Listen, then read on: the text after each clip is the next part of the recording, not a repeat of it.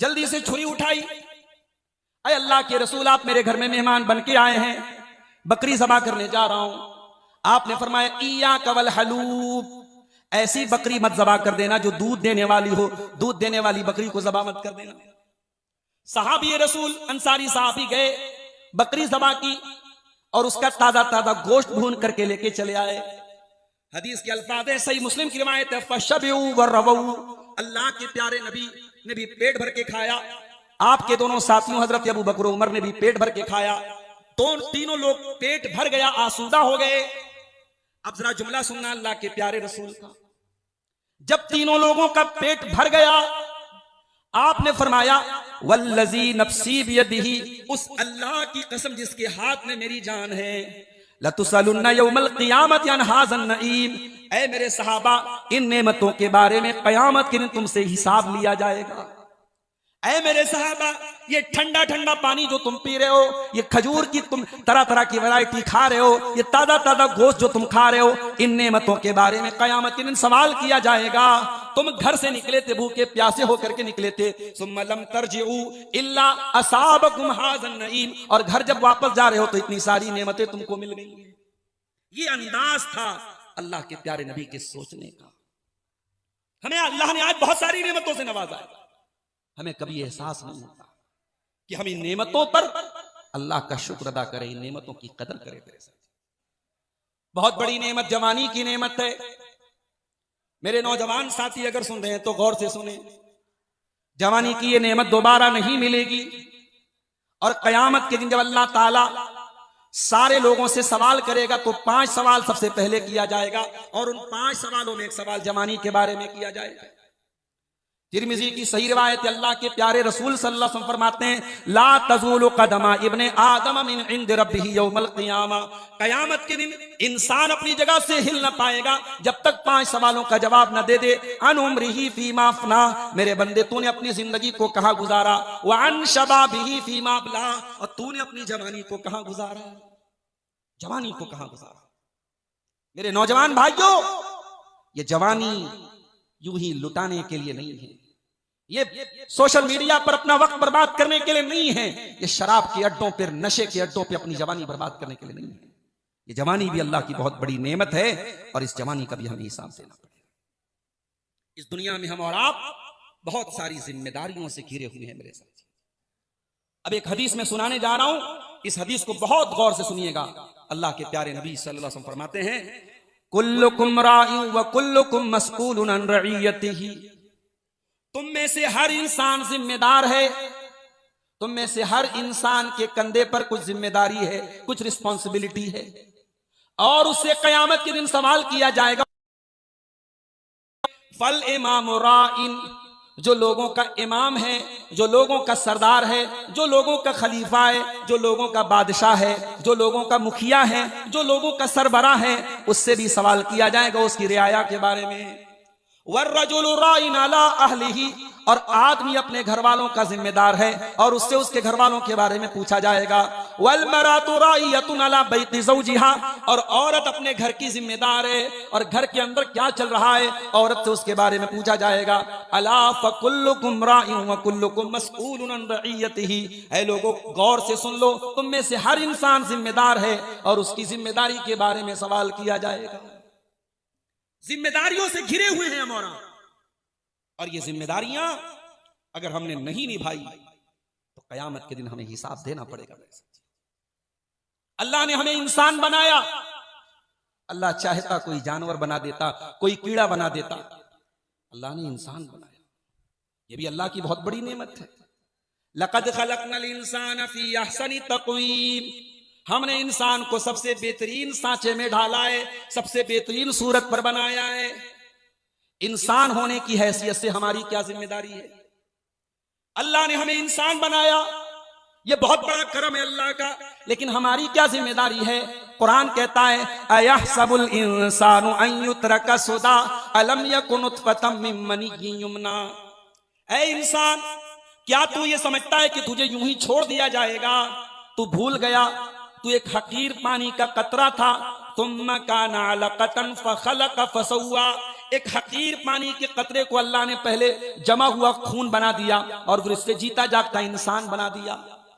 सुम्मा जअल मिनहु ज़ौजैनि ज़कर वल उन्सा, तू माँ के पेट में था और अल्लाह तेरी शक्ल बना रहा था, तुझे लड़का बना रहा था, तुझे लड़की बना रहा था, किसी को मेल बनाया, किसी को फीमेल बनाया।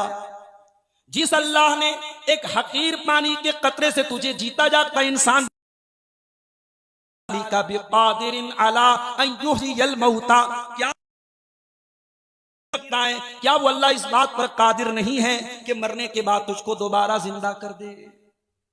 इसलिए इंसान, अगर तुझे अल्लाह ने जिम्मेदारी है तो अल्लाह के ऊपर भी ईमान रख और इस बात पर भी ईमान रख कि तुझे कयामत के दिन मरने के बाद दोबारा उठाया जाए। इंसान कैसे अल्लाह को भूल सकता है? उसकी हर सांस पर अल्लाह का एहसान है, उसके दिल की हर धड़कन पर अल्लाह का एहसान है। अभी इशा की नमाज हम लोगों ने ये बटाऊ शेख की मस्जिद में पढ़ी, हमारे उस्ताद मोहतरम ने इशा की नमाज पढ़ाई और पहली उन्होंने सूरह इंशिकाक की तिलावत की और सूरह इंशिकाक की वो आयतें जब कानों में पड़ी तो मेरे जहन में आया कि ये आज की तकरीर में ये आयतें आपके सामने पेश करूं। अल्लाह का बहुत बड़ा एहसान है और इंसान होने की हैसियत से हमारी जिम्मेदारी है हम अल्लाह को याद रखें। या अय्युहल इंसान मा गर्रका बिरब्बिकल करीम, ऐ इंसान वो कौन सी चीज है जिसने तुझको तेरे रब्बे करीम से गाफिल कर दिया है। अल्लज़ी खलक़का फसव्वाका फअदलक, जिस अल्लाह ने तुझको पैदा किया, तुझको ठीक ठाक बनाया और हर चीज में तवाज़ुन रखा। कभी आपने गौर किया अल्लाह ने हमारी बॉडी को कितने तवाज़ुन के साथ बने, कितना नहीं कि एक हाथ बड़ा एक हाथ छोटा है, एक पैर बड़ा एक पैर छोटा है,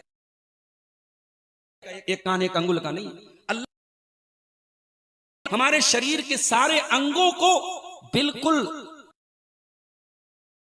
बैलेंस के साथ तवाज़ुन के साथ अल्लाह ने हमारी बॉडी में रखा है। या अय्युहल इंसानु मा गर्रका बिरब्बिकल करीम, ऐ इंसान वो कौन सी चीज है जिसने तुझको तेरे रब्बे करीम से गाफिल कर दिया है। अल्लज़ी खलक़का फसव्वाका फअदलक फी अय्यि सूरतिन मा शाअ रक्कबक, जिस अल्लाह ने तुझको पैदा किया, तुझको बेहतरीन शक्ल सूरत में बनाया, जिस तरीके से तेरी शक्ल सूरत को चाहा वैसे बना दिया।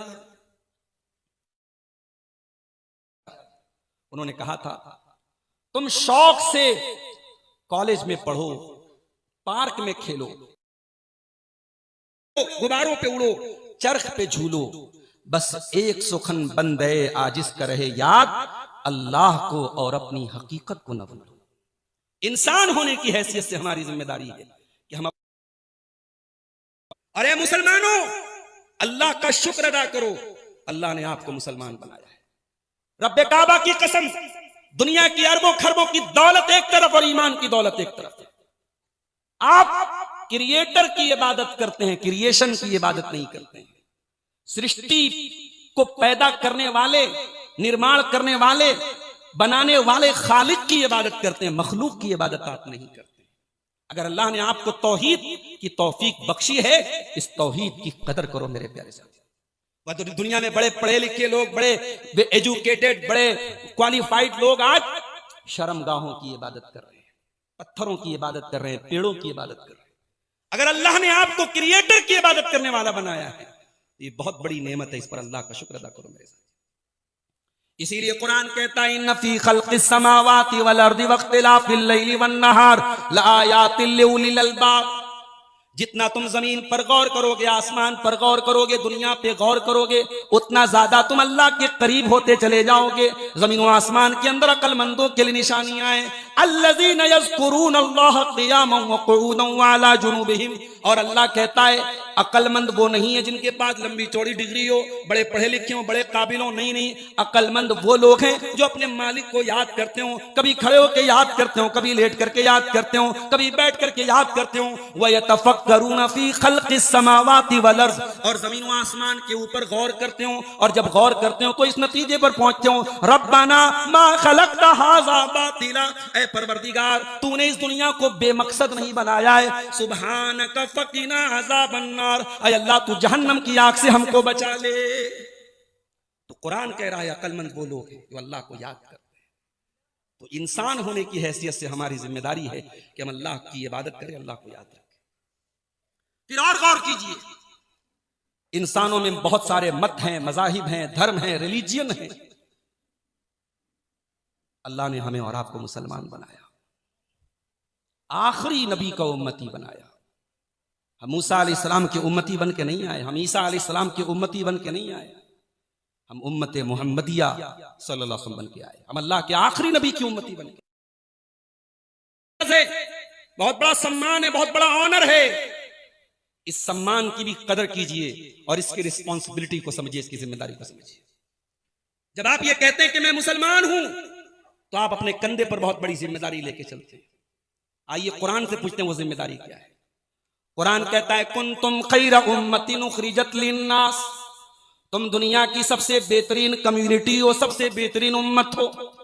उखरिजत लिन्नास, इस लफ्ज के ऊपर गौर के लिए निकाला गया है। तुम मानवता को कुछ देने के लिए आए हो, तुम दुनिया में कुछ चेंजिंग करने के लिए आए हो, तुम इंसानों के लिए निकाले गए हो। तामुरून बिल मारूफ व तनहौना अनिल मुनकर व तुमिनून बिल्लाह, तुम अल्लाह पर ईमान रखते हो, तुम नेकियों का हुक्म देते हो, तुम बुराइयों से रोकते हो। मुसलमानों, ये काम है आपका और कयामत तक ये काम रहेगा आपका। नेकी को नेकी कहो, बुराई को बुराई।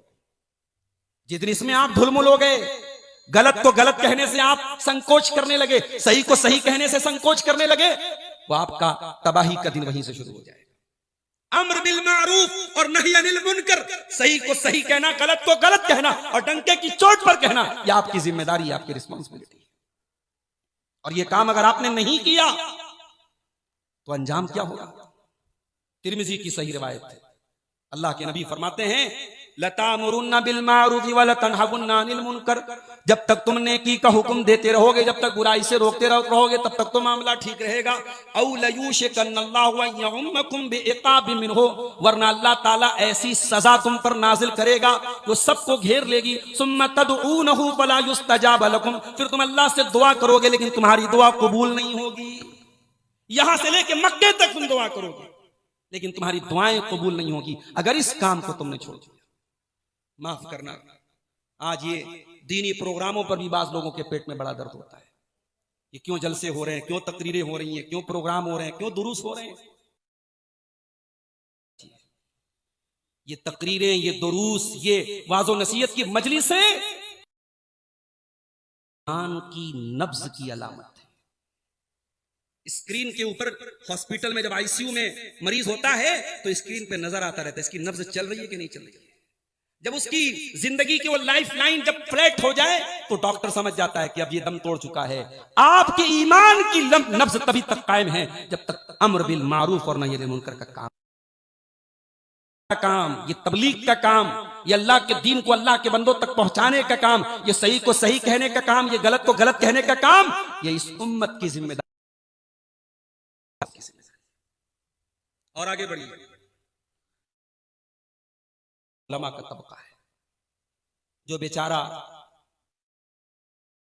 शोषण का शिकार है। एक मजदूरी 10,000 रुपया महीना कमा लेता है मगर मौलवी की तनख्वाह 3,035, 6 घंटा 7 घंटा मदरसे में पढ़ाने वाले मौलवी को आज हमारे ये इदारे बड़े फक्र के साथ 3,035 रुपया देते हैं। ये उलमा का तबका जो आपके इस पुरसुकून माहौल को छोड़ के मदरसों, आपके बच्चे आपके साथ ऐशो आराम की जिंदगी गुजारते हैं, ये उलमा का तबका हॉस्टलों में रहकर अपने माँ बाप से दूर रहकर रूखा सूखा खा करके अपनी पढ़ाई को मुकम्मल करता है। और फिर वो जब आलिम दीन बन के आता है तो उस आलिम के कंधे पर भी एक बहुत बड़ी जिम्मेदारी। आलिम की सबसे पहली जिम्मेदारी उसे लोगों को दीन बताना है। कुरान कहता है फसलू अहल ज़िक्र इन कुंतुम ला तालमून, ऐ लोगों जब तुम्हें कोई मसला मालूम ना हो तो उलमा से सवाल करो। माफ करना, आज चैट जीपीटी की शक्ल हमारे पास सवालों का जवाब देने वाली टेक्निक आ चुकी है। आज गूगल के ऊपर भी टाइप करके सवालों को पूछा जा रहा है। न गूगल आलिम की जगह ले सकता है, न चैट जीपीटी आलिम की जगह ले सकता है, न यूट्यूब आलिम क़यामत तक के लिए ये आयत नाजिल कुरान में अल्लाह ने नाजिल कर दी, फस्अलू अहल ज़िक्र इन कुंतुम ला तालमून, जब तुम्हें दीन का पता हो उनसे पूछ लो, दीन के जानकारों से दीन हासिल करो। बहुत बड़ी बात है, दीन के जानकारों से। हर अरे गैरे नत्थु खैरे को आलिम न बनाओ, मुफ्ती न बनाओ। जिसने प्रॉपर चैनल से दीन हासिल किया, जिसने असातिज़ा से इल्म हासिल किया, उससे तुम दीन सीखो। तो आलिम की पहली जिम्मेदारी दीन सिखाना। समाज में अगर गलत हो रहा है तो उस गलत से लोगों को रोक, बताना कि ये गलत है। अगर आलिम ने हराम को हलाल कह दिया, गलत को सही को गलत कह दिया, बहुत बड़ा पाप है, बहुत बड़ा गुनाह है।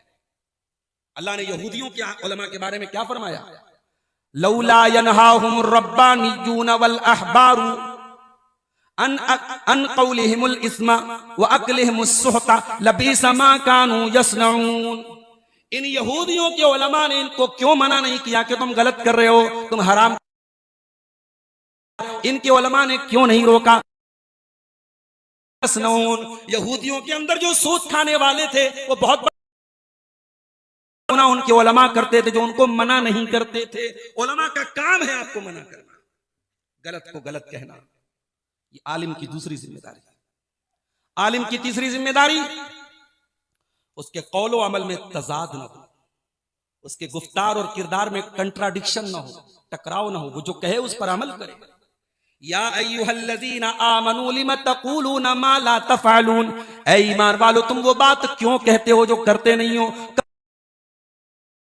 तक़ूलू मा ला तफ़अलून, अल्लाह के नजदीक ये बहुत बड़ा गुनाह है कि तुम वो बात कहो जो करते नहीं हो। कुरान के पहले पारे में अल्लाह ने अहले किताब से फरमाया, अतामुरून अन्नासा बिल बिर्रि व तंसौना अनफुसकुम व अंतुम ततलूनल किताब। ऐ यहूदियों तुम दूसरों को नेकी का हुक्म देते हो और तौरात का मुताला करते हो, तुम अल्लाह की किताब को पढ़ते हो। तो आलिम अमल में तजाद। और आलिम की चौथी जिम्मेदारी है कि समाज में जितना भी गुनाहों का दौर आ जाए, उसने आलिम है, वो इल्म उसने को सीखा है, उसकी जिंदगी में तकवा होना चाहिए, अल्लाह का डर होना चाहिए। इन्नमा यख्शल्लाह मिन इबादिहिल उलमा, अल्लाह से उसके बंदों में उलमा डरते हैं। तो ये उलमा की जिम्मेदारी है। हमारे यहाँ समाज में बहुत सारे जिम्मेदार लोग होते हैं।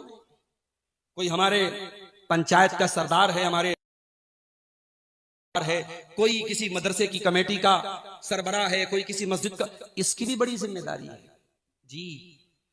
अगर आप किसी कमेटी के सरदार हैं, किसी ऑर्गेनाइजेशन के हेड हैं, किसी बरादराना तंजीम के सरदार हैं, तो ये सिर्फ अपना नाम ऊंचा करने की एक कुर्सी नहीं है, ये ओहदे बहुत बड़ी जिम्मेदारी है। संभालने की ताकत है, इस जिम्मेदारी को निभाने की ताकत है, तभी ये ओहदा कबूल करो, वरना ओहदा मत कबूल करो, वरना ये ओहदा जी का जंजाल बन जाएगा। सही मुस्लिम की रिवायत है, हजरत अबू ज़र ग़िफ़ारी रज़ी अल्लाह तआला अन्हु, तस्तामिलूनी, ऐ अल्लाह के रसूल आप मुझे कोई ओहदा क्यों नहीं देते, मुझे कहीं का जिम्मेदार क्यों नहीं बनाते।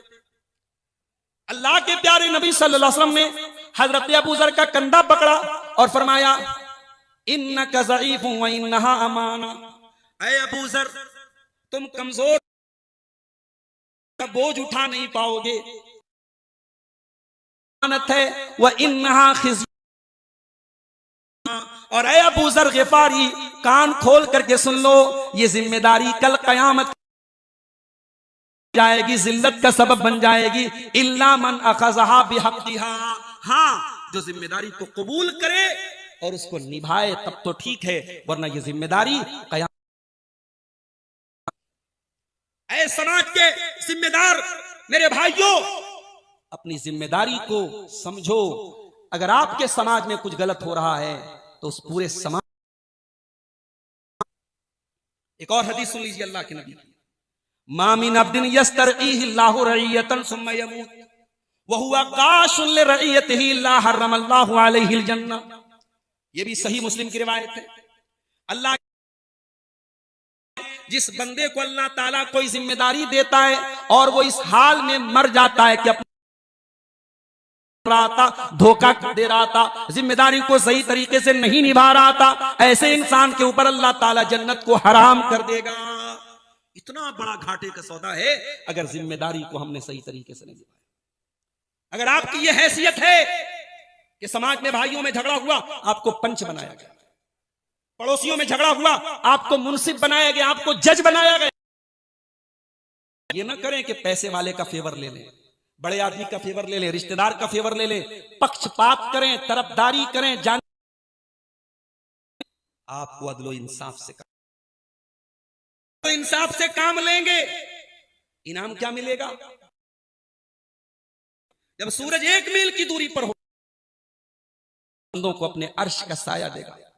उन खुशनसीब बंदों में एक बंदा वो होगा, अल्लाह के प्यारे नबी सल्लल्लाहु अलैहि वसल्लम फरमाते हैं, इमामुन आदिलुन, जो इंसाफ करने वाला इमाम हो। इमाम से सरदार हो सकता है, कमेटी का हेड हो सकता है, मोहल्ले का सरपंच हो सकता है, बिरादराना तंजीम का सरदार हो, कोई भी जो लोगों के अंदर फैसला करता हो, अगर वो इंसाफ के साथ फैसला करता है, इज्जत देगा। एक और हदीस सुनिए, अल्लाह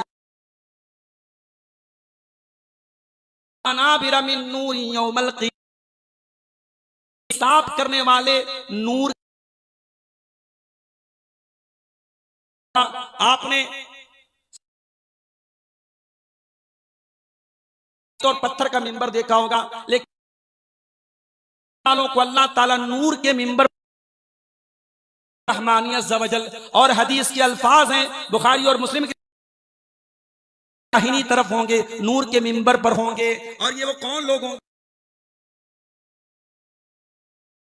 फैसले में इंसाफ करते हैं। अपनी औलाद के साथ अगर आपने ना इंसाफ है आपके लिए, ठीक है, मोहब्बत किसी औलाद से कम हो सकती है, ज्यादा हो सकती है, मगर किसी औलाद को आपने जायदाद से बेदखल कर दिया, इसका हक नहीं है आपको। जितनी भी नाफरमान औलाद हो, अल्लाह ने उस औलाद को आपका वारिस, जब तक मुसलमान है अपने बाप की वारिस है। बाप जितना भी लादावा कर दे, शरीयत की नजर में बाप का वारिस वो बेटा बनता है, आप नहीं हो सकता है। बाप का बेटा वारिस सिर्फ 2 शक्ल में नहीं होगा। अगर बाप का कातिल हो तब वारिस नहीं बनेगा, अब बेटा मुर्तद हो जाए, इस्लाम से खारिज हो जाए, तब भी वो वारिस नहीं बनेगा, वरना हर हाल में वारिस बनेगा। आज हमारे समाज में ये भी चल रहा है, किसी एक बेटे की मोहब्बत में आके दूसरी औलाद को महरूम कर दी। हमारे मिंबरों से यह भी बयान होना चाहिए, हुकूक अपनी जगह, वालिदैन का एहतराम अपनी जगह, सारा आंखों पर है, मगर वालिदैन के गलत को भी गलत कहा जाएगा। बाप ने गलत किया है तो गलत कहा जाएगा। शरीयत में पक्षपात नहीं है मेरे प्यारे साथी। नबी अकरम के पास एक केस आया, एक सहाबी अपने एक बेटे को खजूरों का बाग देना चाह रहे थे, बाकी बेटों को नहीं दे रहे थे, और अल्लाह के रसूल को इस हिबा के ऊपर गवाह बनाना चाह रहे थे। अल्लाह के नबी ने फरमाया, अल्लाह की कसम मैं जुल्म के ऊपर गवाह नहीं बन सकता। अल्लाह से डरो और अपनी औलाद के साथ इंसाफ करो। इंसाफ बहुत बड़ी चीज है। दुनिया वाले के मोहब्बत और जंग में सब जायज है, बहुत ही घटिया उसूल है। इसी उसूल को बुनियाद बना के कोई अपनी महबूबा के टुकड़े करके फ्रिज में डाल देता है, कोई अपने बॉयफ्रेंड को कत्ल करके भाग जाती है, कोई शौहर को धोखा देके भाग जाती है। मोहब्बत में का बेड़ा कर करके रखा है। इसी उसूल को बना करके फलस्तीनियों पर 3 साल के अंदर 1 लाख मुसलमानों को खत्म किया है। शहर इस्लाम जंग के मैदान, इस्लाम कहता ला यजरिमन्नकुम शनानु कौमिन अला अल्ला तादिलू एदिलू हुवा अक़रबु लित्तक़वा। किसी के साथ तुम्हारी दुश्मनी भी है तो दुश्मनी में भी तुम अन्याय न करना, दुश्मन के साथ भी ना इंसाफी न करना, किसी की सजा किसी दूसरे को न देना। अगर किसी ने गलत किया है तो गलत करने वाले को सजा दी जाए, पूरे परिवार को सजा न दी जाए, पूरे घर वालों को सजा न दी जाए। आप भी न्याय लिखने वाले और सोचना चाहिए कि किसी के जुर्म, इस्लाम इंसाफ वाला मजहब है मेरे। अगर आप हैं तो आपको इंसाफ अकरम सल्लल्लाहु अलैहि वसल्लम की अदालत में एक केस आया।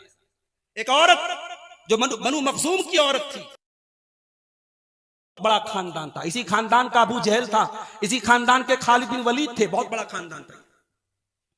उस खानदान की एक औरत थी, उसका नाम फातिमा था। इस्लाम में चोरी की सजा हाथ का, उसके रूल और रेगुलेशन है, उसके कायदे और कानून हैं। किसी ने अंडा चोरा काटा जाएगा, उसकी एक कंडीशन, एक लिमिट है, वो एक अलग मसला है। बहरहाल उस औरत ने चोरी की और नबी की अदालत से यह फैसला हो गया कि हाथ कटेगा। खानदान वाले बड़े परेशान हो गए, हमारे खानदान की तो नाक कट जाएगी, हमारे खानदान की औरत का हाथ कटेगा। कि अल्लाह के प्यारे रसूल से इस बारे में बात कर सके। लोगों ने हजरत उसामा बिन जैद को पकड़ा, हिब्बु रसूलिल्लाह, जो अल्लाह के रसूल के बड़े महबूब थे, जिनको अल्लाह के नबी ने बेटे की तरह पाला पोसा था। हजरत जैद के बेटे थे उसामा। उसामा हमारे खानदान की इज्जत का मसला है, आप जाकर के बात कर लीजिए।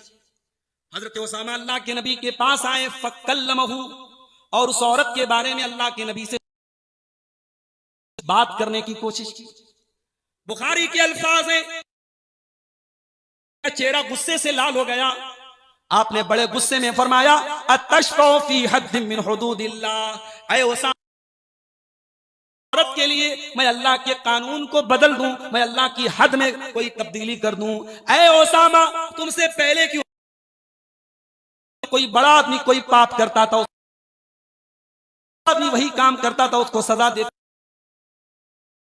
और ऐ उसामा, कान खोल करके सुन लो, अल्लाह की कसम, लौ अन्ना फातिमा बिन्त मुहम्मदिन सरकत, अरे फातिमा है मेरे कलेजे, मेरी लगते जिगर फातिमा बिन्त मोहम्मद भी अगर वो चोरी करते, इससे बईद है, मगर नबी ने मिसाल देने के लिए फरमाया, अगर मेरी बेटी भी चोरी करती, लकत में कोई दूसरा फैसला ना आता, मैं अपनी बेटी के भी हाथ काटने का ऑर्डर दे देता।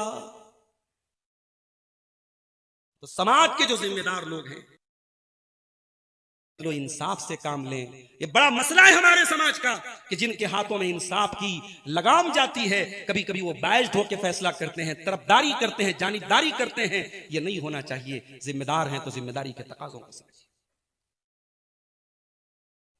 आप अपने घर के गार्जियन हैं, आपके कुछ बेटे, कुछ पोतियां हैं, कुछ नाती हैं, कुछ मुखिया है, आपके कंधे पे क्या है? बहुत बड़ी जिम्मेदारी आपके कंधे पर। रातों में आप तहज्जुद पढ़ रहे हैं और आपके बेटे के माथे पर कभी शिकन ना आई कि मेरा बेटा शराब चो पी रहा है। के नमाजी है, चेहरे पर शरई दाढ़ी है, माथे पर सज्जे का निशान है, और आपकी आंखों के सामने आपके बेटे हराम कारोबार करते हैं और आप नोटों की में रख रहे हैं। आपके तकवा पर कोई हर्फ नहीं आया, आपकी परहेजगारी को कोई चोट नहीं पहुंची, आपकी दीनदारी को कोई ठेस नहीं पहुंची। घर के गार्जियन हैं तो बहुत बड़े।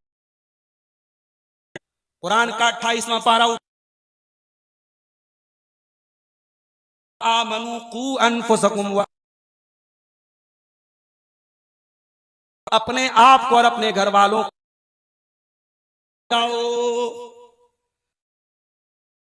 को जलता हुआ नहीं देख सकती। की बात है, छोटे बच्चे घर में खेल रहे हैं, बिजली के स्विच के पास जो सॉकेट होता है, उसमें अगर बच्चे की उंगली चल लग जाए, बच्चा नंगा तार न छूले, बच्चे को करंट के शॉक न लग जाए, हमारे बच्चों को जरा सा हाथ और पैर में जल जाए, हम तो उसकी मरहम पट्टी करते हुए रोने लगते हैं, माएं रोने लगती हैं, बाप रोने लगता है। ऐ दुनिया वालों, अपने परिवार से तुम इतनी मोहब्बत कर जहन्नम की आग में जलता हुआ देख रहे हो।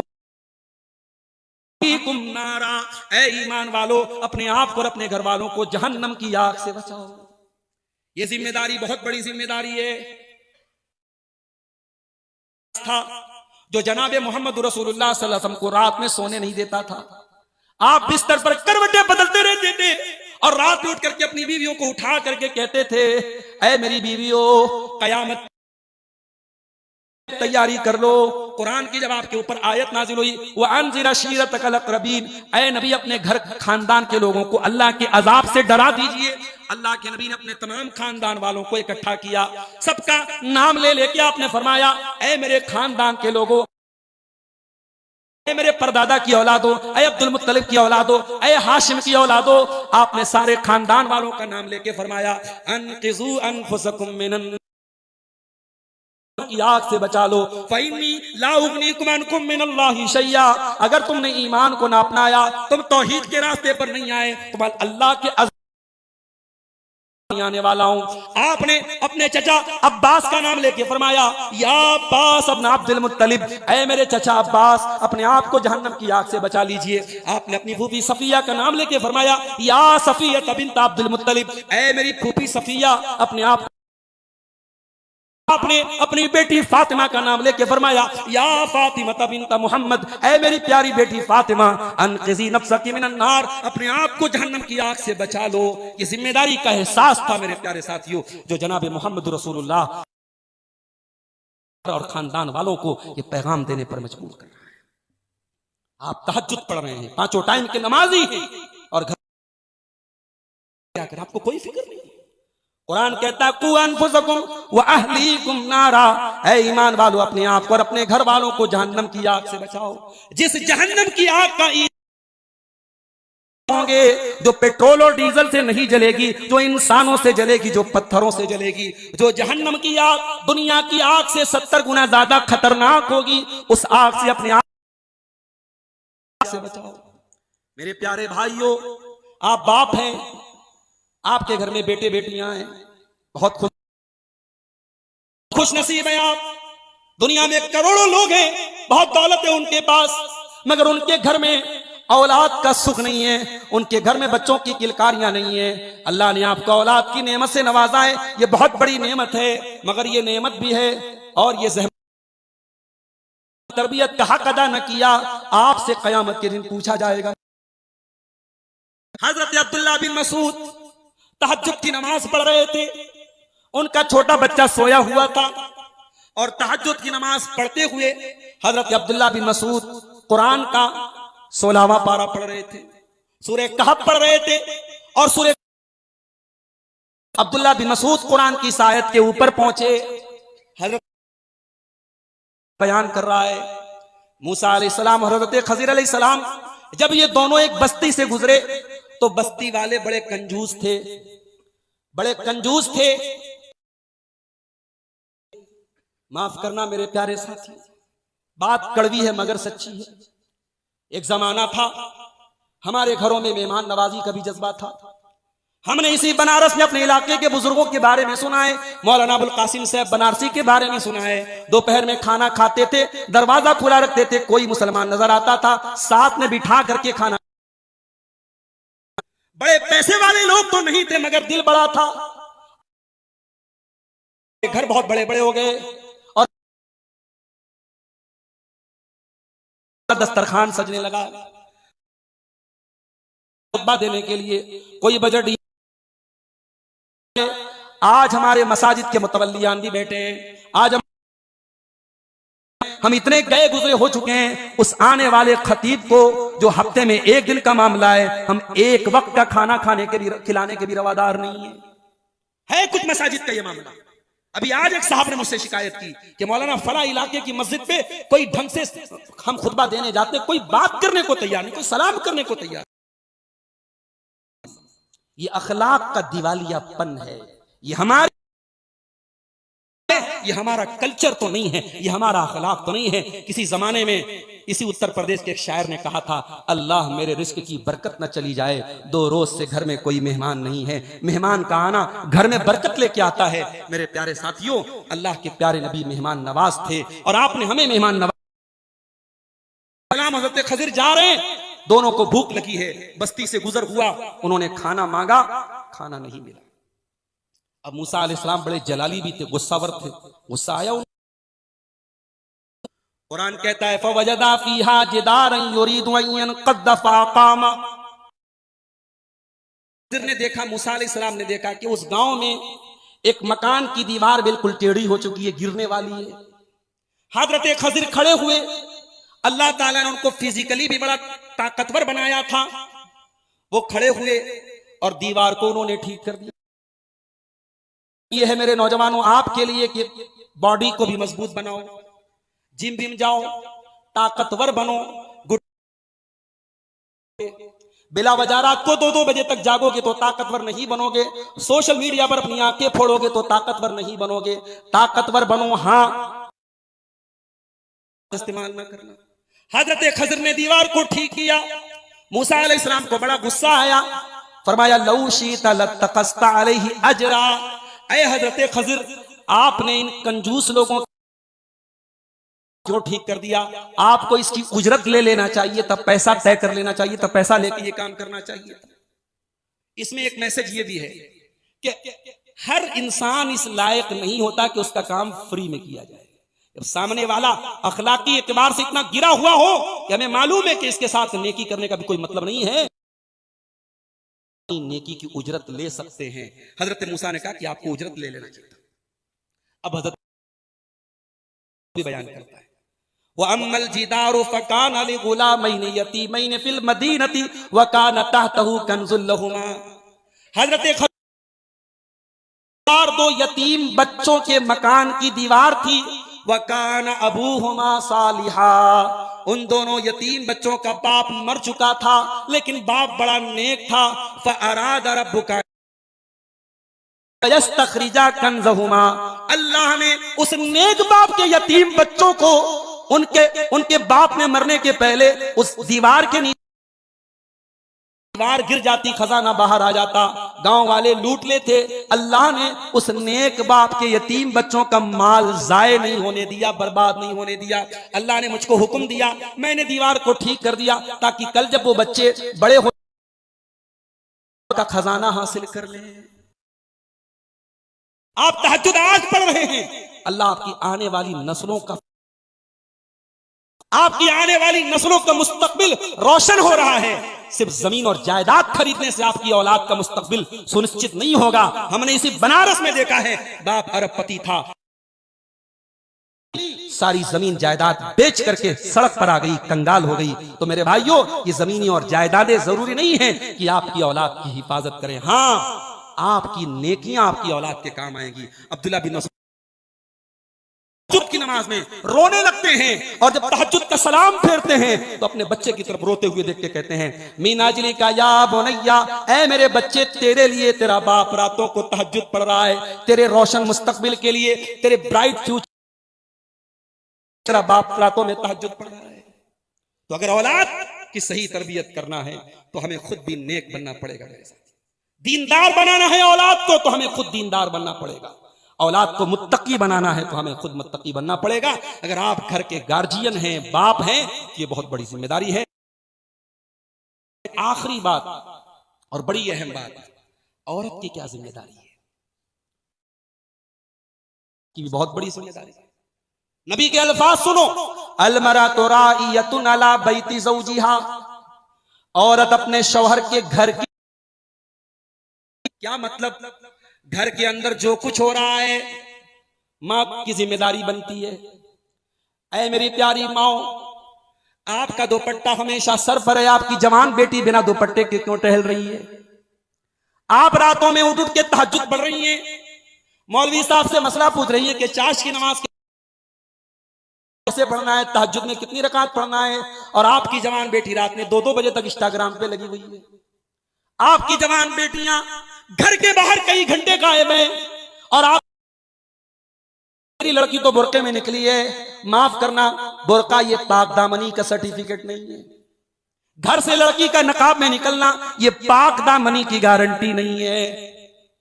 इसी बनारस के कुछ चौराहों पर आपको ऐसी मुसलमान लड़कियां भी मिल, दस्ताना भी पहन के और पैर में मोजा भी पहन के निकली है, किसी गैर महरम की नजर मेरे हाथ पे न पड़ जाए। सर से पैर तक नकाब भी है और हाथ में दस्ताना भी है, और आईपी मॉल में किसी मुशरिक के साथ गुलछर्रे वो उड़ा रही है। ये मंजर भी आपको बनारस में देखने को मिल जाएगा। इसका मतलब ये हुआ कि सिर्फ अपनी नहीं है, उसको नकाब का मकसद भी तो बताओ मेरे भाई। आपकी लड़की नेशनल इंटर कॉलेज में इंटर कर लेती है, अगर सेंट से बीए कर लेती है, बीएचयू से एमए कर लेती है, पीएचडी कर लेती है, दुनिया की सारी डिग्री उसने हासिल कर ली, आपकी बेटी को क्या थी? आप बड़े अफसोस के साथ कहना पड़ता है, जाइए और क्लास 8 और 9 की बच्चियों से पूछ लीजिए, उन्हें यह तक नहीं पता कि हजरत फातिमा कौन थी, उन्हें यह तक नहीं पता हजरत आयशा कौन थी, उन्हें यह तक नहीं पता कि औरत के गुस्ल का तरीका क्या है, उन्हें तौहीद का मतलब भी नहीं पता, उनको शिर्क का मतलब भी नहीं पता। यह हाल आपकी कौम की बेटियों की है। सिखाया ही नहीं तो सोशल मीडिया पर तो बैठे हैं आपकी बेटियों की इस्मत को लूटने वाले लुटेरे तो बैठे हैं। जब आपने सिक्योरिटी को मजबूत नहीं किया है, जब आपने घर का दरवाजा खोल के रखा है, तो कुत्ता तो अंदर दाखिल होगा ही। आपने किया है तो गलती कुत्ते की नहीं है, गलती आपकी है, आपने दरवाजा लॉक क्यों? माँ और बहनों, आपकी जिम्मेदारी ज्यादा बड़ी है, आपकी जिम्मेदारी ज्यादा बड़ी है। आप एक माँ हैं, माँ की नजर बहुत चौकन्नी होनी चाहिए। अल्लाह की कसम, ये जमाना बहुत नाजुक है। आप ये न समझिए कि आपकी बेटी बगल वाले कमरे में सो रही है, वो अकेली है, अकेली नहीं है। वो सोशल मीडिया पर सैकड़ों लड़कों के बीच में वो गुजर रही है। आपका बेटा अकेला नहीं है, वो सैकड़ों लड़कियों के बीच में से गुजर रहा है। इस फितने के दौर में दो काम जरूर कर लीजिए आप। पहला काम जो हमारे सरदार साहिबान ने आसान थोड़ा करने की कोशिश की है, अल्लाह करे कि हम सब उस पर अमल करें। शादियों का सीजन शुरू हो रहा है, शादी को आसान कीजिए। बेटी का बाप शादी के बारे में सोच के उसकी रूह कांप जाती है। इस दौर में जब लोगों के रोजी रोटी के लाले पड़े हैं, बनारस का ये हमारा साड़ी का और हमारी ये कपड़े की सनद आज तबाही की कगार पे है और एक बड़ी तादाद सूरत और बेंगलोर जा चुकी है। एक ऐसे दौर में हमारी शादियों में ये दुनिया भर की जो रस्म और रिवाज है, मैं अमीरों से गुजारिश करूंगा, दौलतमंदों से गुजारिश करूंगा कि समाज में आपके बनाए हुए उसूल एक दलील बन जाते हैं। किसी जमाने में शादी होती थी, डाल पे 5 जोड़े कपड़े चले जाते थे, 7 जोड़े कपड़े चले जाते थे। अब जहां जरा सा मिडिल क्लास खानदान है, नहीं साहब, अब 17 जोड़े की चाल है, 15 जोड़े की चाल है, इतने तोले जेवर की चाल है। अरे भाई, ये चाल क्या है? आपकी इन्हीं चालों ने समाज का जीना हराम करके रखा है। मेरी प्यारी माँ और बहनों, मैं आपसे गुजारिश करूं, आप घर की माँ हैं, घर की दादी हैं, घर की नानी हैं, आपकी बड़ी जिम्मेदारी है। आप पर्दे के मामले में स्ट्रिक्ट बनिए। घर में कौन महरम आता है, कौन गैर महरम आता है? हमारे लोग इद्दत में मसला पूछते, मौलवी साहब फला औरत इद्दत में है, दमाद उसके सामने आ सकता है कि नहीं आ सकता है? जिंदगी में पूरे मोहल्ले में डांव डांव घूमती रही, इद्दत में शौहर मर करना है कि नहीं करना है? याद रखो मेरे भाई, कोई इद्दत में स्पेशल पर्दा नहीं है। जो औरत को जिंदगी के तमाम हालात में पर्दा करना है, वही इद्दत में पर्दा करना है। ये अलग बात है कि हमारे समाज में औरत के पर्दा करने के लिए शौहर को मारना पड़ता है। शौहर जब मरेगा तब वो इद्दत में पर्दा करेगी। तो ये भी एक बहुत बड़ा अलमिया है। मौजू बड़ा दिलचस्प भी था, बड़ा अहम भी था। बातें बहुत सारी आपके सामने आ गई हैं। हम लोगों का टारगेट था प्रोग्राम को से प्रोग्राम शुरू हुआ और हमारे बड़े अहम हमारे मेहमान मुकर्रिर इटावा की सरजमीन से आए हैं। बहुत अहम मौजू पर आपके सामने खिताब करेंगे। अल्लाह से हम दुआ करते हैं रब्बुल आलमीन हमें कहने और सुनने से ज्यादा अमल की तौफीक अता फरमा। हमें जो भी जिम्मेदारी हमारे कंधों पर है, उस हमारे जिम्मेदारों को अपनी जिम्मेदारी को सही तरीके से अदा करने की तौफीक अता फरमा। जिम्मेदारी के साथ हम खयानत ना करें, तो हमें जिम्मेदारी के साथ खयानत करने से तू हमें बचा ले। हमारे जानो माल की, हमारे इज्जत व आबरू की, हमारी मसाजिद की, हमारे मदरसों की ऐ अल्लाह तू हिफाजत फरमा। जालिमों के जुल्म से, शरीरों के शर से हम सबको महफूज रख। जब तक हम दुनिया में जिंदा रहें, इस्लाम पर जिंदा रहें और हमारा खात्मा ईमान